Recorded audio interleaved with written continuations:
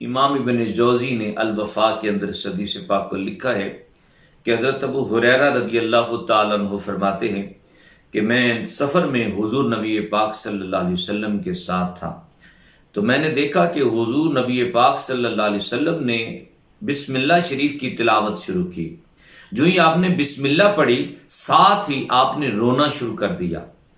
और आपकी रोने की कैफियत ये हो गई कि आपने 20 मरतबा बिस्मिल्लाह पढ़ी है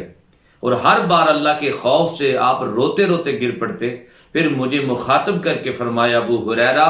लक़द खाब मन लम यरहमुर रहमानुर रहीम, वो बंदा तबाह हो गया, बर्बाद हो गया कि जिस बंदे पर रहमानुर रहीम रब ने रहम नहीं फरमाया।